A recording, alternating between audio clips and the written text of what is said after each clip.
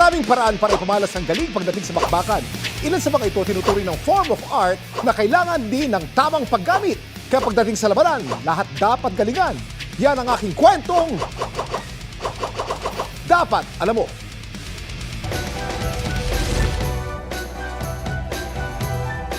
Mapakabao, kahoy, malaki o maliit mang kutsilyo. Pwedeng-pwede raw gamitin sa labanan. Pero hindi daw ito basta bakbakan dahil may ranggo ito kapag ginalingan.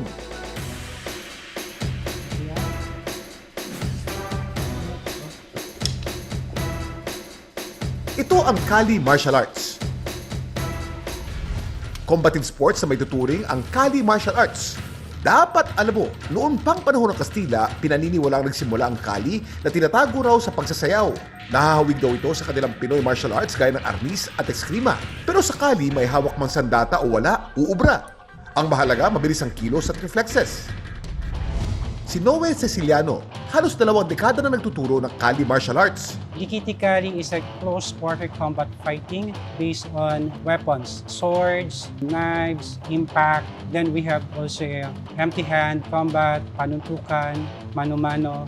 We have ipit-pilipit, bale, dumog-dumog. Ang Filipino kasi more on talaga yan, weapon based. Hindi talaga tayo masyadong sa empty hand.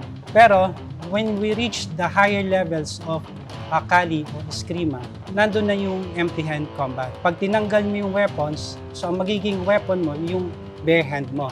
Sa Likiti Kali, may ranggo ang mga Kali martial artists. Yakan para sa beginners, lakan para sa advanced. Bago maabot ang pagiging punong guro gaya ni Noe. Si Jelfil Villahermosa, isa rin punong guro ng Likiti Kali. Siya rin ang bronze medalist ng 2021 virtual annual competition ng Pro Arnis Competition. Ang number 1 na kailangang matutunan dito is control. Kasi we're dealing here with weapons. Delikado ito. Pagka tinamaan ka ng suntok, usually okay lang Pero pagka tinamaan ka ng itak o tinamaan ka ng stick, injury agad yan. So, yung self-control, yung discipline mo sa galaw mo, at saka kailangan precise ka sa galaw mo.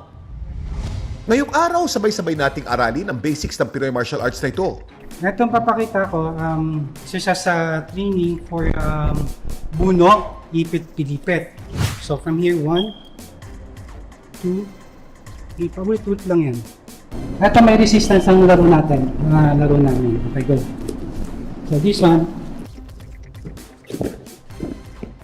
Kapag naman meron ng hawak na sandata, ang depensa dyan sa bam! Palo-palo, bam! Yun o. Ngayon, papaano mo naman siya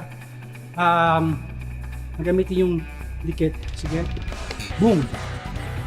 Ito. Entrada. Isa ka ma. Pag pinasok mo pa dito, ipitin mo pa. Okay. So, 1, 2. Kahit yung aking footwork. Take. Boom. So dito. Pag binalik mo, balik mo. Bam.